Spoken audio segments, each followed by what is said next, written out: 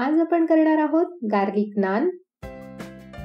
त्यासाठी लागणारे साहित्य आहे 2 कप मैदा, 1 teaspoon dry instant east, 1 teaspoon साखर, थोडी कोथिंबीर, 5 ते 6 लसणाच्या पाकळ्या, अर्धा कप कोमट पाणी, 1 टेबलस्पून तेल, चवीनुसार मीठ आणि 1 टेबलस्पून काळे तीळ।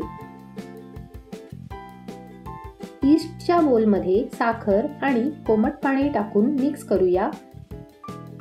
ईस्ट ॲक्टिवेट होण्यासाठी 10 मिनिटे झाकून ठेवूया।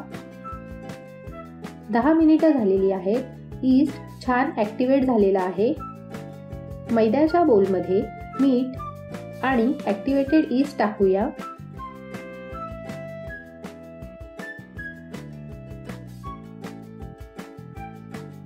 थोडं थोडं कोमट पाणी टाकून सॉफ्ट पीठ मळून घेऊया। आता तेल लावून मळूया। आपल्याला मऊ पीठ मळायचं आहे। पिठाला तेल लावून 1 तासासाठी झाकून ठेवूया। पीठ छान फुलून आलेलं आहे। त्यातली हवा काढून घेऊया।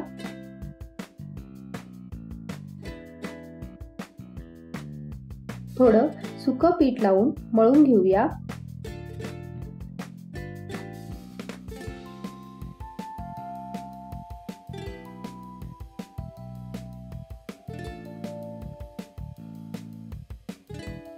आता ह्याचे इक्वल साईजचे गोळे तयार करूया। साधारण एवढ्या पिठात मीडियम साईजचे 6 नान तयार होतात। एक गोळा घेऊन पिठात घोळवूया आणि ओव्हल शेप मध्ये लाटूया।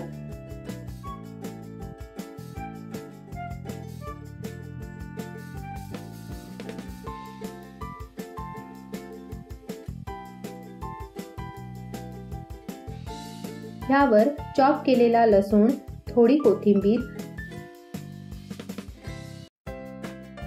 आणि काळे तीळ लावून पुन्हा लाटून घेऊया, जेणेकरून लावलेलं जिन्नस पडणार नाही।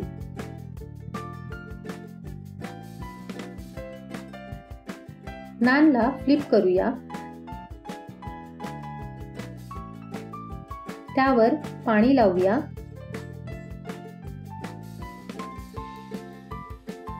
नान करताना गॅसची फ्लेम हाय ठेवायची आहे। तवा एकदम गरम हवा। पाण्याची बाजू तव्यावर टाकूया।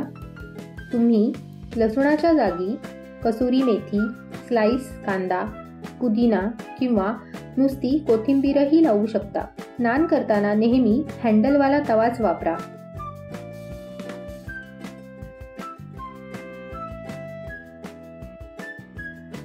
असे बबल दिसायला लागले की केअरफुली तव्याच्या हँडलला पकडून नान डायरेक्ट फ्लेमवर शेकवून घेऊया।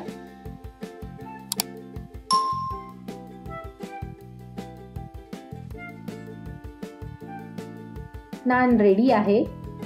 चिमट्याच्या सहाय्याने काढून घेऊया। पहा, दोन्ही बाजूंनी नान किती छान शेकला गेला आहे। नानला काढून घेऊया आणि बटर लावूया। ह्या प्रकारे सगळे नान रेडी करूया।